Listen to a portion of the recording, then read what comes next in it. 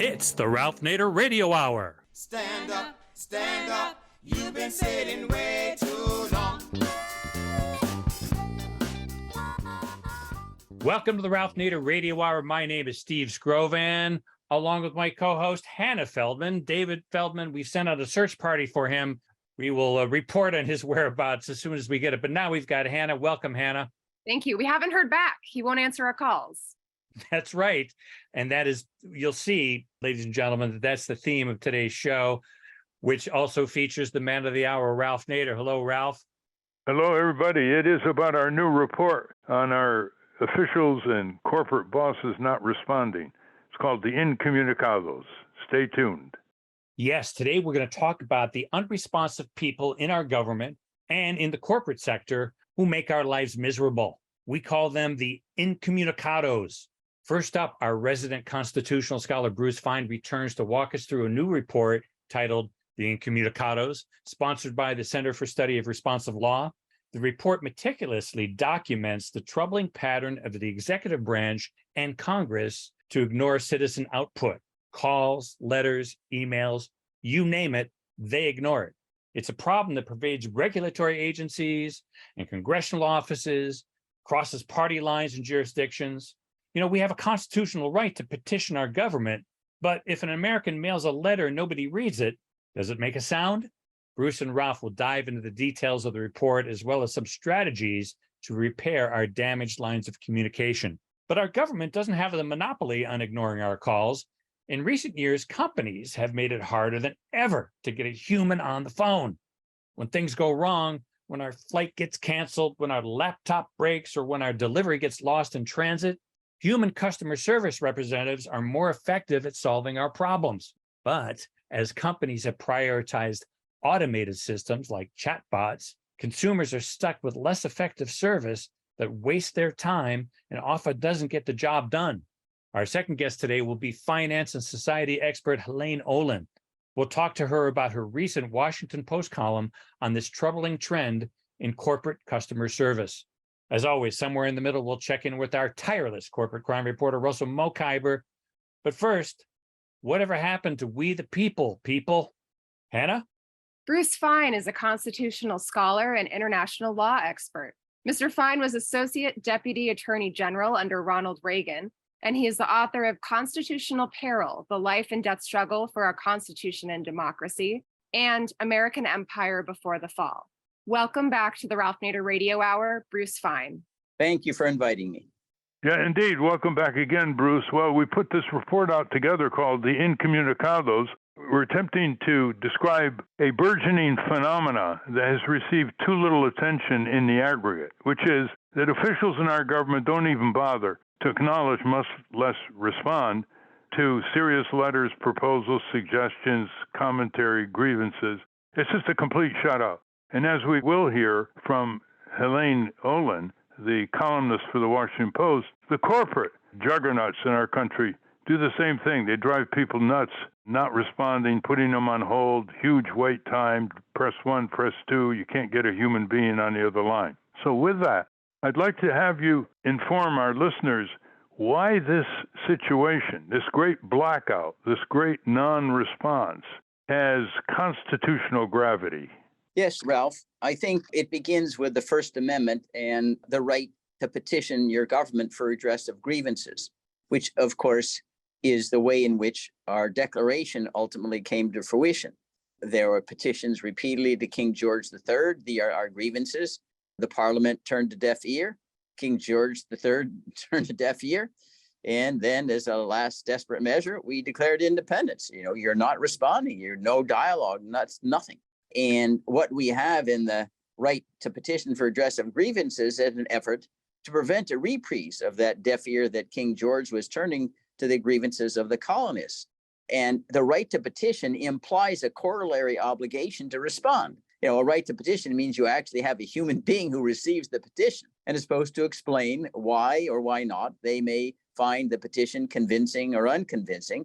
That's the heart of what democratic discourse is about. Part of what holding government officials accountable is about, requiring them to explain their decisions. They don't have to agree with us, but they can't just ignore us and treat us as though we're non-human beings. After all, sovereignty is in we the people. So that's the constitutional grounding here. Now, I don't believe that this kind of phenomenon that has emerged in the last decades was normal, that when you wrote a letter in and it was a serious letter into a member, they paid attention to it and would give you a response. It didn't mean they would agree with you, but at least they felt that there was a communication and you had some input. And the procedure is very, very important. You feel that the government is more legitimate the more they've at least heard your ideas rather than just issuing you a dictate. That's the same phenomenon that we witness in courts of law. You may lose a case, but if you have a fair hearing, you'll be more willing to accept the result peacefully and move on. Before we get into some of the letters that we print, that we sent members of Congress and government officials and some private company and bar associations and deans of law school, it's a 200-page report. It's very clearly written. The typography is very clear. And you can get it by going to Incommunicadoswatch.org, Incommunicadoswatch.org. You can get a sense on the website of the table of contents and the introductions by Bruce and I that show how important this issue is for people to address, notwithstanding that they've experienced so much of this kind of blackout, this repudiation, this discourteous treatment by people whose salaries they pay in government or whose sales they make possible in the corporate world. But as a touch of how far we went, Bruce, we actually sent cabinet and agency heads in the federal government and every member of Congress the following 4-line letter. Yeah, right. We, the undersigned, respectfully request an official statement of your policy for acknowledging or responding to citizen letters or petitions addressing government policies as opposed to casework. Our First Amendment right to petition government for redress of grievance makes a response to our overture obligatory. Sincerely, I signed it, Lou Fisher, a constitutional law expert, signed it, and Bruce Fein signed it. Now tell us, what kind of response to these hundreds of letters? Deafening silence, yeah? They don't even have the courtesy to say what their policy is. They really, at present, pay attention to only people who are on their list of donations to their political campaign. If you're not a donor, they don't feel that you exist. And of course, one of the true harms that ensues from this blackout, if you will, is that there are many times, especially because Congress now is filled with people who are not really seasoned. They don't know a whole lot. And the testimony and the hearings are orchestrated by the big interest groups. They send the witnesses or whatever. So the Congress really is not fully informed on many, many issues they confront, unless they accept input from citizens who may be more informed than they are on particular issues. And that's basically, I think, the predominant feature of the letters that you and I were sending, Ralph, to the members. It was giving new information that they aren't getting elsewhere. Yeah, well, today I couldn't have gotten through to members of the Senate and House on the auto safety issue. We couldn't have gotten through to even have them consider it, much less pass auto safety legislation as they did in 1966. Because I could get on the line. If I can't get the member, I could call and get the chief of staff or get the legislative director in order to have access, go down the Capitol Hill and get the hearings, get the media attention, and get the law that saved millions of lives. So this is serious. This isn't just a matter of literary courtesy here. It's serious blackout of our basic democratic right to petition our government. Give us a sense of some of the letters for our listeners that are in the report. Yeah, I think we can begin with some of the ones that are most dismaying, I guess, that even the private organizations no longer respond. We've sent numerous letters to the presidents of the American Bar Association. Why aren't you having special task forces investigating, the wrongdoing in the executive branch that isn't being undertaken, internally? And this is to follow on the example of a predecessor presidents, Michael Greco, who had 3 task forces. Not only did they not create a task force, they just ignore the letters like it doesn't matter. These are the lawyers of the United States with the duty to uphold and protect the Constitution as they see it in shatters. When they see incumbent president say, and then I have Article 2, where I have the right to do anything I want as president and remain silent. I mean, it was truly amazing. Trump. Yeah, that's Trump who said that. And it's truly amazing, having lived myself through Watergate. And at least at that time, Chesterfield Smith president of American Bars, this is during Watergate, he felt the need to speak out because the legal community and the rule of law was in complete jeopardy. We have it at a level far more portentous now than then. And the legal community is basically silent. They don't say anything. The bar associations, resolutions passed, impeachment resolutions doing something. And we should be first responders. Instead, we're the last responders. We're spectators. We're missing in action. Even the lawyers, who were directly involved, in overtures by Trump, to obstruct justice, like his White House counsel. Oh, okay, he says, I'm not going to do it. But instead of reporting the crime, he stays in and works in the administration and goes quietly away. I mean, even John Dean said, I got a cancer on the presidency and I'm got to leave. And he did serve time in prison. In the Watergate, Nixon-Watergate area. Okay, let's go more concisely and quickly to other letters that you've chosen, Bruce. So the other ones that we could pick out, the chief of Boeing, after the 737 MAX fiasco, not fiasco, really, in my judgment, murder. And they do nothing, to rectify the problem. They continue to fight in courts of law, and fighting with the sweetheart deal with the Justice Department with regard to the killings of over 300 people, because I think they're raised above killings. They're homicide, given what was known. And we sent a letter to who? To Muhlenberg. This is the chairman of the board of Boeing. And then he ends up with a big fat severance payment, and escapes accountability. This is the Boeing company. Of course, maybe it should be expected since their big profits are doing what? Showing how we can be more proficient in killing people around the world through unconstitutional wars. So maybe this was par for the course. Let's look at some other letters very concisely. We wrote a letter to Nancy Pelosi on the 12-article count of impeachment of Donald Trump, of which she just chose one, the Ukraine affair. No response. No response. We wrote to Nancy Pelosi saying, why aren't you creating an Office of Technology Assessment? Because you can do it on your own. No response whatsoever. We did the same to Chuck Schumer. We said, why aren't you creating your own COVID oversight, given the disaster that was happening with the Trump-Pence so-called oversight of the COVID response? No reaction at all. No one saying, well, we're considering it. Why does Congress have to give all of this power away? We wrote saying, why aren't you enforcing the subpoena power? Everybody just ignores it with impunity. Even the January 6th committee, they wouldn't enforce the subpoena power. They would just let it go to court, and they wouldn't use inherent contempt power. They don't even respond. These are hundreds of violations. They just pretend that they're missing in action or they're spectators on the scene. It's truly stunning how weak they think they are, even though under the Constitution, the architecture remains in place that makes them first among equals if they will only exercise the power. But they don't want to do it. How about our letters to Merrick Garland, the Attorney General for President Joe Biden, on the Hatch Act? Yeah. And not only him, we wrote letters to the audience, not only to Merrick Garland, William Barr, the Officer of Government Ethics, these are overt violations of the Hatch Act. Trump was open and notorious. He's commandeering federal property and federal employees to help his 2020 campaign. He's doing nothing. We don't even get a response. We don't even say, well, it's not a priority or anything like that. Just ignores the whole thing. This is a criminal statute, too. And yes, what was its purpose? Yeah, and it applies to the president. It just doesn't apply to subordinates, like some other provisions of the Hatch Act. And obviously, when the Hatch Act is not enforced, it casts doubt on the legitimacy of a campaign because one side got to use government resources and the other did not. That's what we expect in China and Russia. This is the United States of America. The government should be neutral. Each candidate should be on their own footing when they're running for president. That's why the Hatch Act was passed. These guys just ignore. I say it's not only infuriating, that they ignore it. They don't even dignify the request as being worthy of a response. Really? Why don't you explain why you don't believe it's a priority or whatever? After all, they have the taxpayer money. They employ all sorts of other people, without high priority work.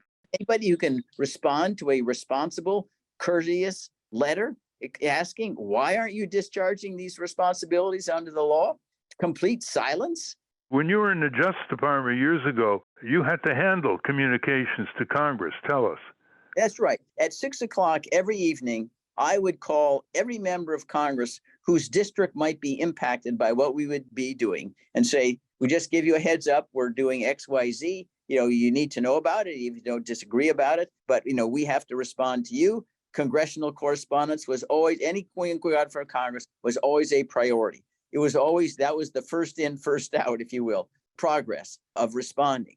There's no way that we would ignore members. And of course, at that time, Ralph, the chairman was really important. The Speaker of the House and the Majority Leader of the Senate, okay, they were there, but they were not all dominating like they are now.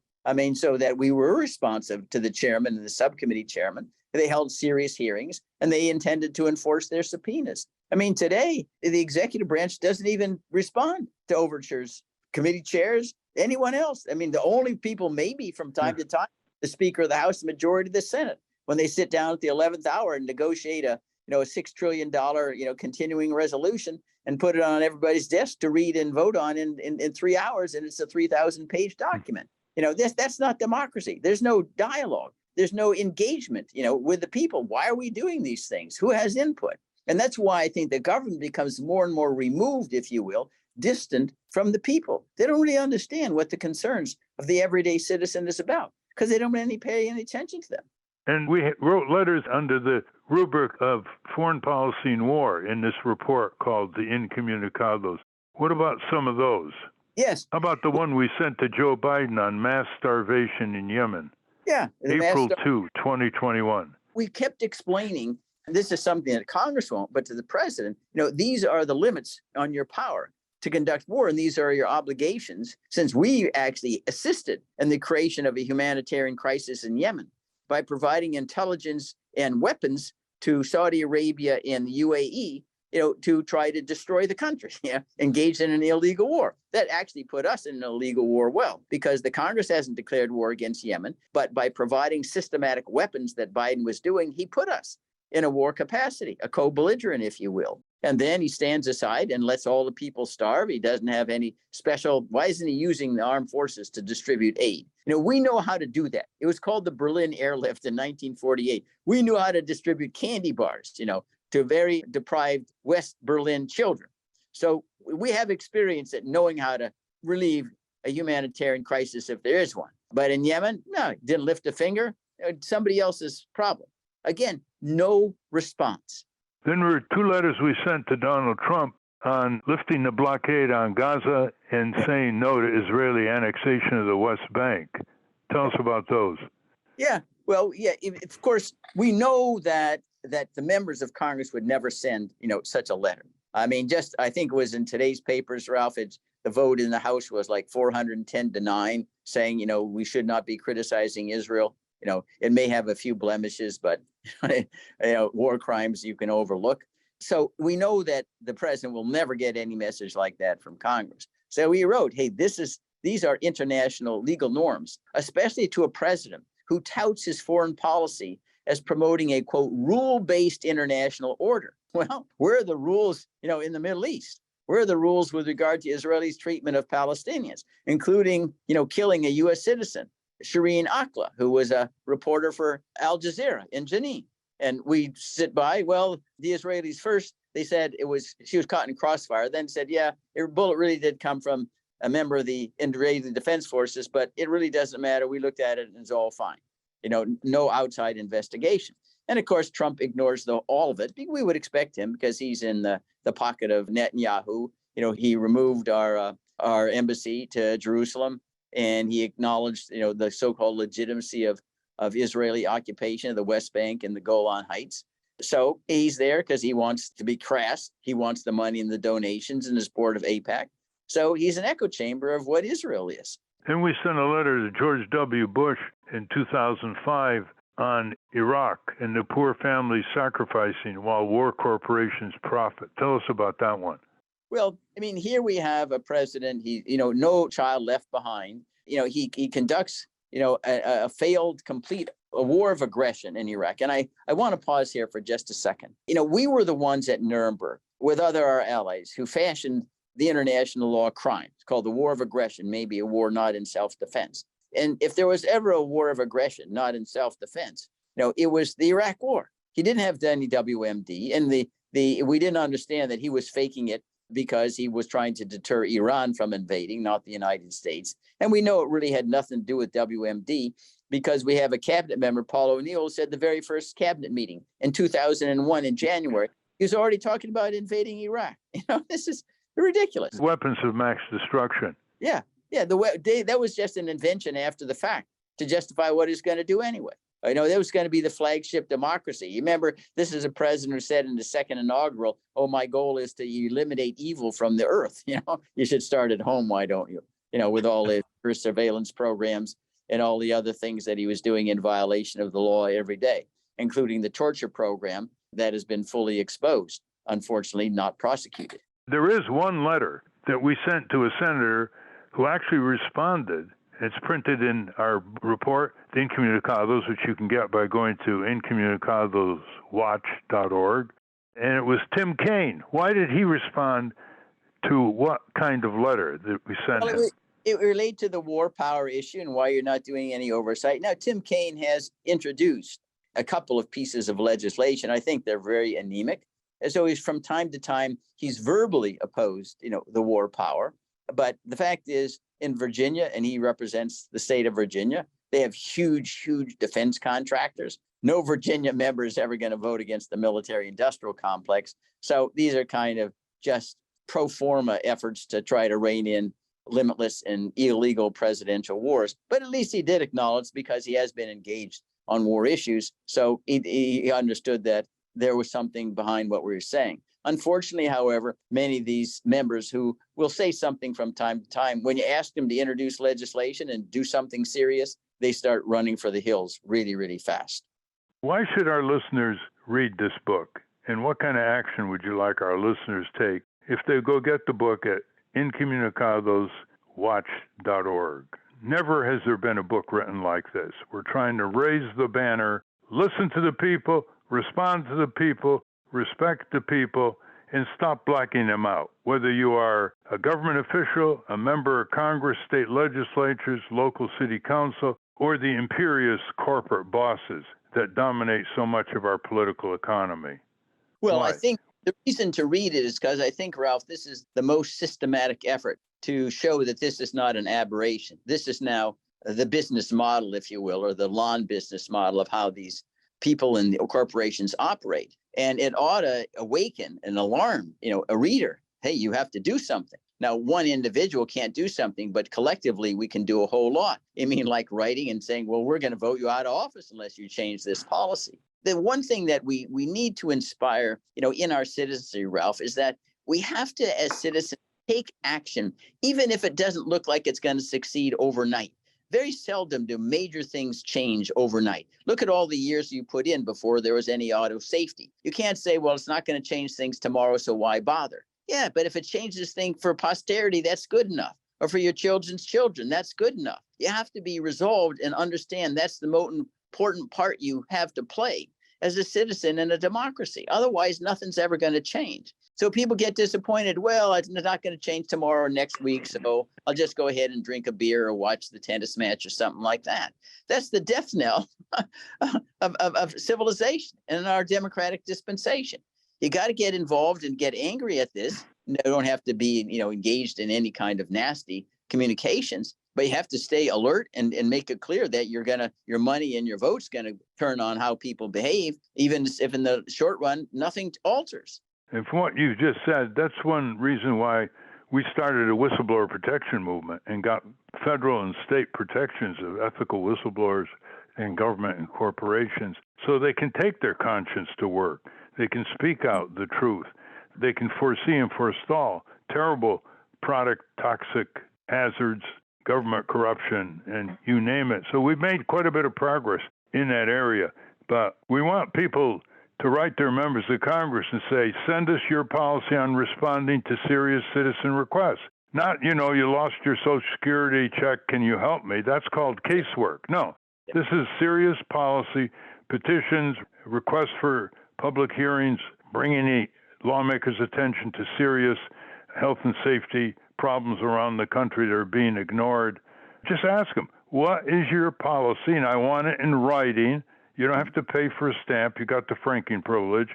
I want it in writing so I can talk about it with my friends, neighbors, and coworkers and just say, P.S., remember, the Constitution starts with, quote, we the people, end quote, not we the Congress. Yeah, exactly right. And to be candid, the citizens got to they still have all the power. The architecture is there. They just got to use it. You just can't be Justice Brandeis once said the greatest danger to our country is an inert people. I'm an ordinary citizen, out here in California, and I'm hearing they're not even responding to Ralph Nader, not even with a form letter. They're not responding to Bruce Fein, a constitutional scholar, not even with a form letter. Why do I think my demands are going to be met? How do you organize these ordinary citizens who are not as even close to being as savvy as you are to do any of this? The answer is you're voters. We're not voters in your state and district. And they still have this custom of not openly repudiating voters because they're afraid of contagion. You bully a voter, it gets in the press, you look bad. So they still are sensitive in that way. So I would contact them as voters, come up to them as voters, and demand a written policy. But unless you are a block of voters, like on an individual basis, they're not communicating because, like Bruce said, they're communicating to donors, but they're maybe not communicating to others because they feel there's not enough of them. Well, there's all kinds of citizen groups that go up and meet members when they go back home. So they can say, I belong to the League of Women Voters, or I belong to the Veterans for Foreign Wars, or I belong to the local consumer group here. And I know a lot of people who share my views. You people in Congress are shutting us out. You're not responding. So, if they want to know an example, well, if you're energetic enough to go up to your senator and representative at these meetings, you might have examples of letters that have never been responded to. We're always getting emails from our listeners saying, we sent letters in and we don't get a response. So copy the letter and give it to the member right on the spot with no flack in between.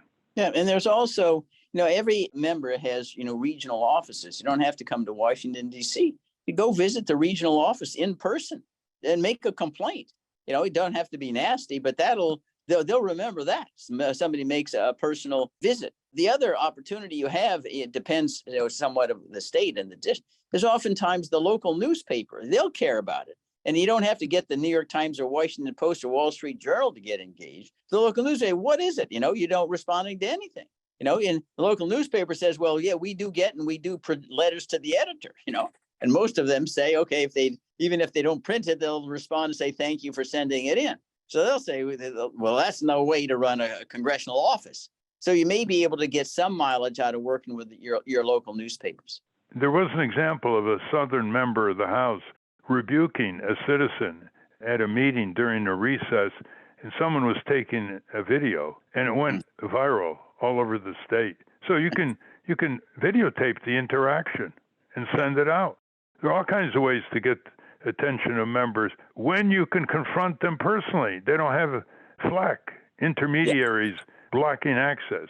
You got to stand up, speak out. As you know, all the blessings that we received from our forebears started with a few people speaking out and not saying, oh, it ain't going to happen. Oh, it's not possible. As some sages have said, all the improvements in humankind that we now have started out as being described as impossible to achieve. So thank you very much, Bruce Fein. You can get the copy or copies of Incommunicados by going to incommunicadoswatch.org. It's a 200-page report, very heavy. You will get it for a very reasonable price, which includes first-class postage. It's only $12, and that includes about $4 of first-class postage. So send it to your library, send it to your citizen neighborhood group, wherever. Get extra copies, and let's go.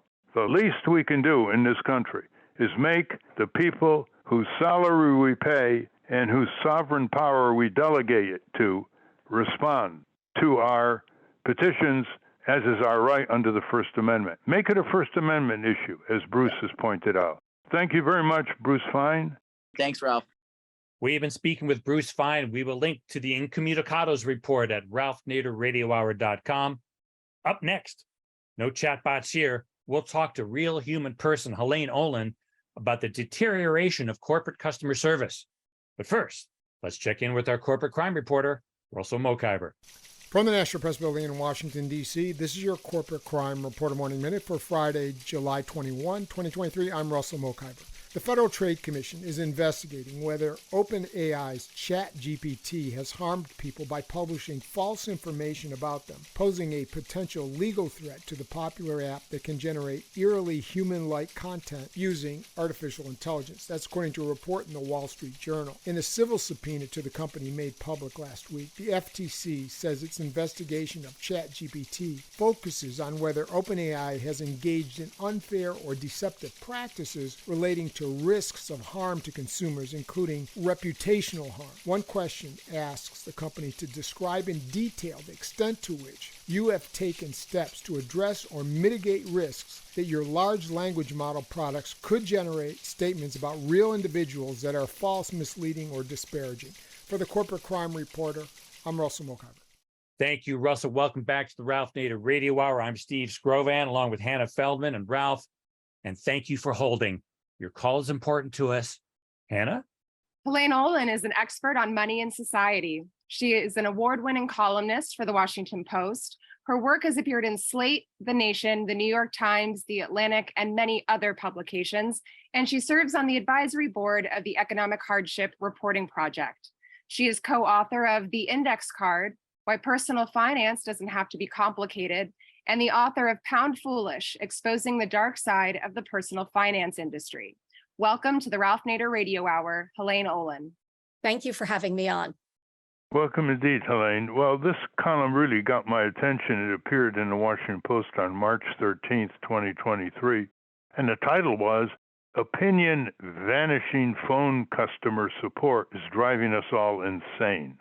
And there isn't anybody listening to this program who hasn't experienced being put on hold, or press 1, press 2, you press 2, and you're put on hold, talking to a robot, and it's just getting worse and worse. The nub of her article is the third paragraph, which I want to quote, and then we'll go to the rest of her points. Here it is, quote, "It shouldn't be this hard to speak to a human. Why won't corporate America answer the phone? Increasingly, companies large and small are making it difficult to access a real live person when help is needed. Contact numbers are hard to find. Wait times to speak to an operator are long.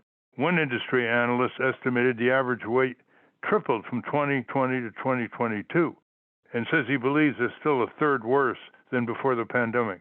Some phone lines are seemingly staffed entirely by robots, forcing you to go through menu after menu in quest of a live, real person.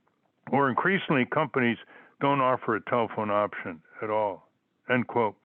By the way, it's very hard to get through to your telephone company when you have a grievance. Your own telephone company has this ricochet and on hold, and they never want to put the resolution that they promise in writing, and you can't find the person who you talk to about it because they're a rotation. A lot of the people don't give their last name.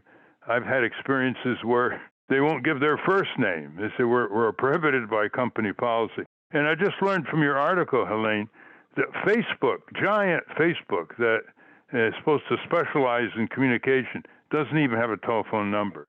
So let's go to your first point here, which is the companies say they're reducing options for human contact by popular demand.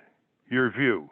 I don't believe this at all. Their stated argument is that younger consumers, I always hate using the word consumers for regular people, but here we are, would prefer, when you look at Gen Z surveys, when you look at millennial surveys, would prefer a computer option over the phone. I think it's true that they would prefer to have the option to use that, but everyone, and I mean everyone, wants good phone service that I've spoken to.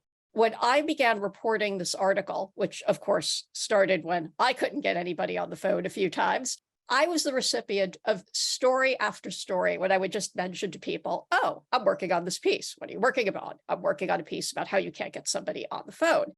And I would be these almost operatic 15-minute sagas of people desperately trying to get some satisfaction from what would often seem like a fairly minor thing, and in many ways was a minor thing. But people were just furious that they couldn't get help or couldn't get help easily, trying to resolve the simplest disputes by simply picking up a phone and just being able to reach someone. And what I would hear over and over again is that they spent time, huge amounts of time over very simple matters if they got satisfaction at all, which I should say as a segue is actually one of the points, is that a lot of people just do give up and don't get the help they need, and corporations keep your money. Yeah, and as you say, consumers pay a multiple price. First, emotional aggravation. Second, loss of precious time, you say.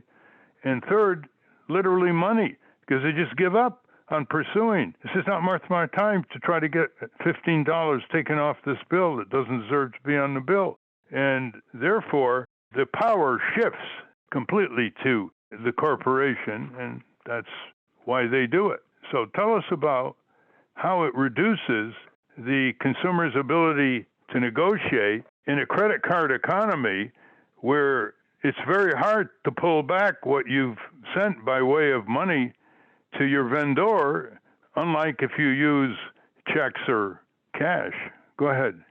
Right. I mean, this was actually one of the pieces that really fascinated me the most, was the experience of having to negotiate an issue out when it was very hard / impossible to get a human on the phone. And because one of the stated reasons for doing this is their claims of an employee shortage, which which in the wake of the Great Resignation has some validity to it. But on the other hand, as a number of people pointed out to me, it is a worldwide economy here, right?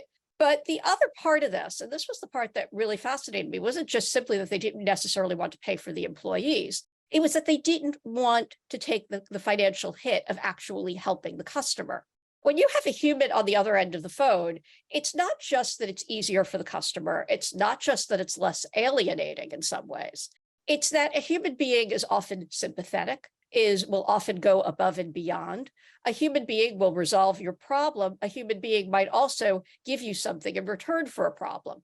So, for example, let's say you've had an issue where you're attempting to return something.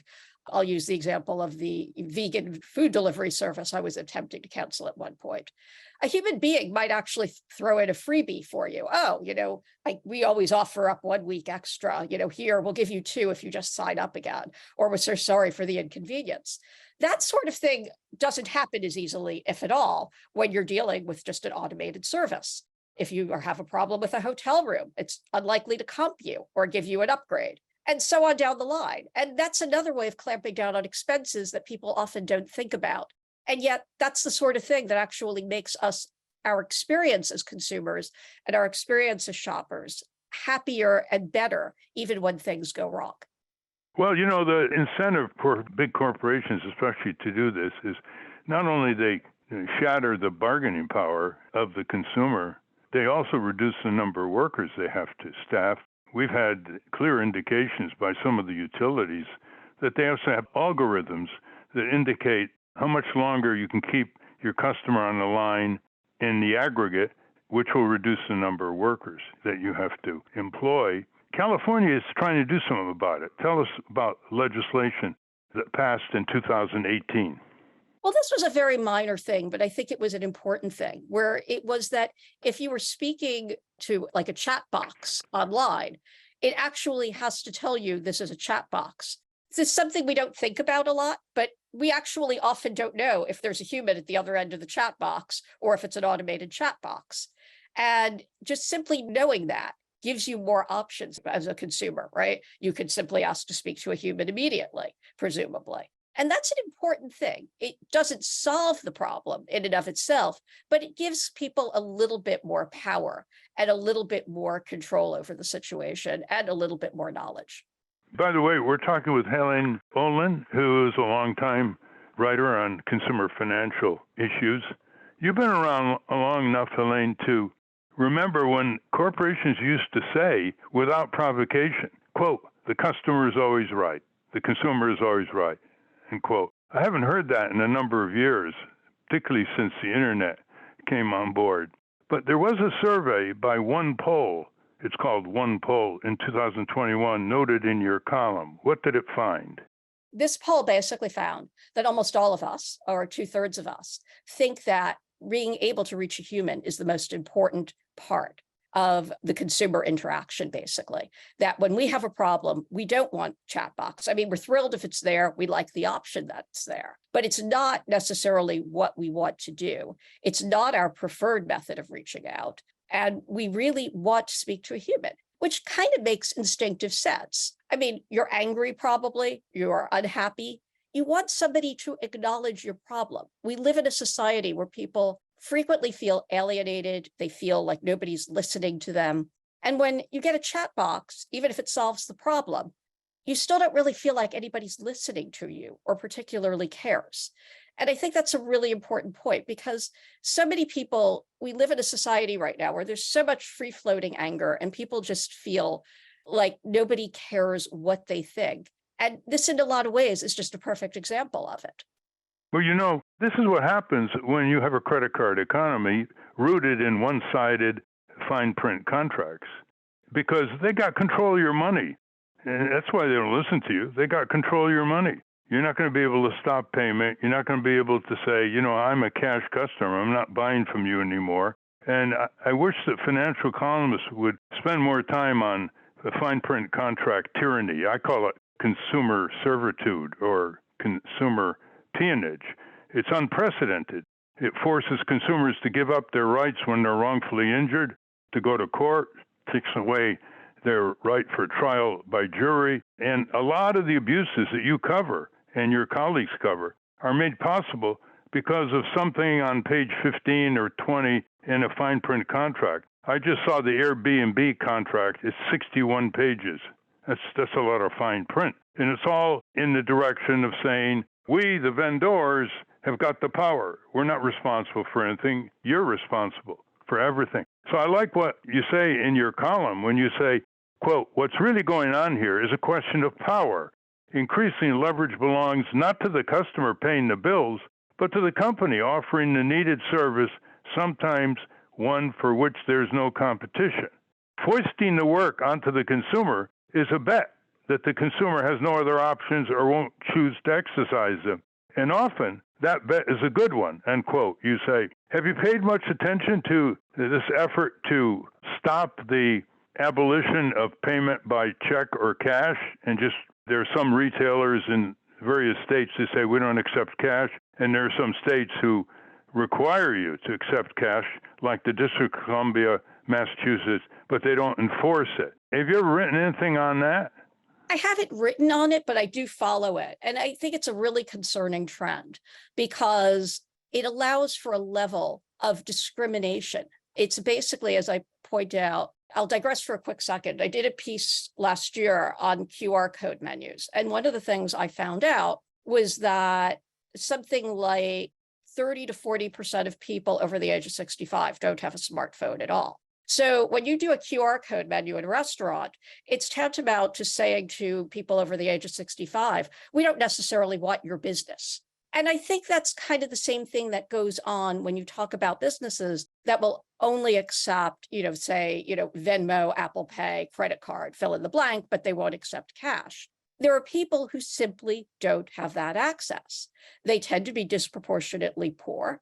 They tend to be disproportionately elderly. And it's basically a way of shooing away business. It's not what's being said. It's often not the stated reason. It's often not the reason at all. It's simply a thing about efficiency. But it does come with a significant human cost. And that cost goes beyond, oh, I just feel like I have a $10 bill and I just feel like using it today. It goes to sort of the heart of the human transaction in a way, and who is hurt and who isn't hurt by these things. Yeah, well, as you know better than I, there are tens of millions of people who are unbanked. They don't have credit cards. And they're the ones who are basically excluded if you don't protect cash and check payments and prohibit the fine print from being able to say, we don't accept cash or check and get away with it. My overarching thing is that this is part of why Americans are so angry. is our lives as consumers. In the United States, we often confuse our consumer lives with being a citizen, right? We sort of think, oh, if the phone line isn't working, if the airline isn't working, if we can't get through to the doctor's office, there's something wrong with the state of the country. And every time one of these interactions deteriorates, there's the sense of things don't work, which I think is kind of pervasive in the United States right now, is that a lot of people feel things don't quite work right. And I think it translates into this free-floating anger that then, turns around and gets leveled at random people, at the government, fill in the blank. And I think the strangest thing about it is we often don't really realize it, because journalists, as a rule, do concentrate on government, and they don't realize that how much this is part of the problem. And I don't think, people have in a long time. I think, since the height of the consumer movement, which I don't have to tell you anything about, obviously, in the 70s and 80s, it's kind of an issue that's faded in a lot of ways. Yet it's an issue that is our lives and is something we are all obsessed with quite a bit. There's this kind of dominant narrative out there right now that American consumers are becoming, greedy and grasping, and they're, abusing the help, which, happens. I don't want to say every consumer is a perfect citizen by a long shot, but I think it is partly a response to the fact that people are often treated very, very badly. And there's really no one to complain to that will actually do anything about this. You make a very important point. That's one reason the polls come in so low for people having trust in institutions. I guess we need some psychologists to try to figure out why it doesn't matter whether it's government officials who are supposed to be our hired hands or corporate officials who are supposed to be imbued with customer service, behaving the same way, probably for different incentives. But I want to propose two ideas by my nephew, Tarek Milleron, who has been on the phone with other companies like everybody else. And when he gets frustrated, he thinks of ways to fight back. The first one is to send a bill for the customer's time to the company. You basically say, it took 4.5 hours to resolve a complaint with my telephone company, which in the old days would have taken 5 minutes. And this took 4.5 hours over 4 weeks, say, to resolve it. And my time is valuable, and here's what I'm charging, and I'm billing you. Now, if a lot of people listening to this program would email us and let us know that they're willing to send a bill whenever they are forced unreasonably to wait, and often not even get their grievance processed, to send a bill to the company. So we get a torrent of bills, creates news, people get more aggressive, more protective of their rights and their time. I want to know, has he ever actually received money? No, he just proposed it as an idea, and we're going to actually try it with one of our cases. We're going to send the telephone company Verizon a bill, but I've heard in the past that some people have sent bills to their doctors because they were kept waiting 2.5 hours in their waiting room beyond their scheduled appointment. But that's very important to try to get done. I mean, what do you think of that? What's your comment? Is that something that could spread? I think it's hilarious. I'm not convinced it'll be all that effective, but I think it's a hilarious proposal. And I would like to see somebody respond to it and see what kind of letters people get back from corporations. And if they get coupons for a free hamburger from, a fast food joint or fill in the blank, right? I wouldn't be shocked if you get something out of it in return. I'd be curious to see what. So I want somebody to report back to me on this if they do it. Anybody listening, that includes you. That would be very good. And then he has a follow-up. The follow-up, if it's a rather serious, well-documented situation, is to sue the company's small claims court. And if they don't show up, they get a default judgment against them. And if they do show up, it's a rather local news item, isn't it? So people have to learn how to use a small claims court. Right. And they have to be willing to deal with the bureaucracy of that too. But it's not, neither of them are the worst ideas, but, they require a lot of time and effort. And, that's the issue here, right? The issue is all the time and effort is being put on you, the person who paid for the service. So not only is it the customer, is it right? It's the customer is responsible for all things that go wrong. And it's on the customer to put in the time and effort. And we're going to make it harder and harder and harder for them to do. And that to me is kind of the crux of the issue here. And that's the crux of the issue when you call up and you can't get somebody on the phone, because most problems actually are kind of individual in a way. They aren't simply cookie cutter, press one here, press two here. They are, they need somebody to come in for a minute and say, here's what you do, here's how to solve it. And that is, for the customer, if not for the company, the most efficient way to do it. But for the company, who knows half the customers will vanish and go away, who knows that the customers will just give up, who knows the customers will take a partial solution, or who know the customer will go through a phone tree branch with, 5 or 6 menus before they even have a chance of talking to a human. For them, it's a dollars and cents proposition, and they think they're making more money than they're losing at it. Well, we've been having a delightful conversation with Helaine Olen, who's a contributor to the Washington Post opinion page and the author of, quote, Pound Foolish, Exposing the Dark Side of the Personal Finance Industry. Hannah? Thank you, Helaine. This has been very interesting. I love passive aggressive strategies for dealing with corporate roadblocks. As a consumer, imagine I'm a consumer. And, by the time I get through to a human on the other end of the phone, I'm so desperate to talk to another person. I'm exasperated. I'm at the end of my rope. I'm furious with the company that's made my day so miserable. But I don't want to take it out on the person on the other end of the line. I'm fully aware they probably make minimum wage. They deal with desperate, exasperated people all day. I would rather make my life easier in solidarity with them rather than punishing them for what their boss is doing. Are there approaches to this issue that kind of align the customer service staff themselves with customers, or is that not really developed? I would say there's not a lot of development here. One of the things that really surprised me the most when I worked on this opinion piece was I reached out to some of the various organizations who advocate in these areas. And I reached out and I said, oh, tell me about the legislation out there that, so that there's actually a human on the other end of the phone, right? Very basic question, right? And there actually wasn't any, which kind of shocked me. I thought for sure there would be some legislation out there demanding that we be able to speak to a human. That seems like a pretty basic requirement on some level. And it simply didn't exist. So I think this always ends up back on us until there's meaningful government, whether it's legislative or, regulatory reform and movement in that area. It is perfectly natural to go through be very angry after you go through a phone tree for 5 or 6, 7 minutes. I joke. They should put blood pressure monitors next to people when they're doing it and watch their blood pressure go up. So it's a sort of horrible situation for everyone because, it's a terrible job in a lot of ways because you are dealing with a lot of angry people. People are calling not to tell you how wonderful, the product experience is, but because they've got a problem. Angry people are always the ones who are reaching out. That's sort of the definition of the job. And then, you combine that with the fact that it becomes harder and harder to reach somebody, which makes people even angrier. And then, of course, you just deal with all the free-floating rage in our society. All of this is sort of a perfect storm that comes together.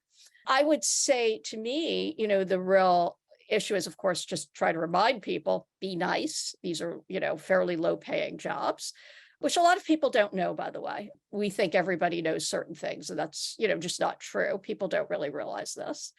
And then secondarily, be nice, but to also understand that this is a problem not of the individuals making either on either end of the phone, but of corporate America's making. And secondarily, of our government really not dealing with this in an adequate way that's proportional to the issue. Well said. You mentioned in your column that Congress has got nothing going on this at all. And it's good to Hannah focused on the workers because, they are very much repressed here.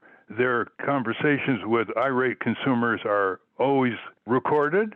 And so they're afraid to say anything that might express their personal judgment about the specific complaint being made. And that angers consumers even more because it's like they're talking to a human robot. And my nephew's come up with this other idea, which is to have a consumer group with the capability to rank, say, the top 10 telephone companies or electric companies or banks in terms of wait time, what you call the time tax on consumers. And then have people say, oh, well, I don't want to deal with a company that doesn't put a human being on the line when I have to reach the company that's selling me the services or the products. That would take some doing, but it would try to get some sort of market competition going here. Well, I hope that with the help of Helaine Olen, that listeners, you've become more informed, indignant, and resolved to do something about it. Before we leave, Helaine, is there anything else you'd like to say that we haven't covered? I just want to say that to people that we're often told these problems are sort of small and that, we're sort of being entitled for complaining about them. And I just want people to know you're not entitled because you think this is an unacceptable thing. Your time is valuable, your time is money, and your spending should give you some power. And I think it is perfectly reasonable to be increasingly upset and angry and want change in this area. That, we should be treated well when we reach out to get help from a company.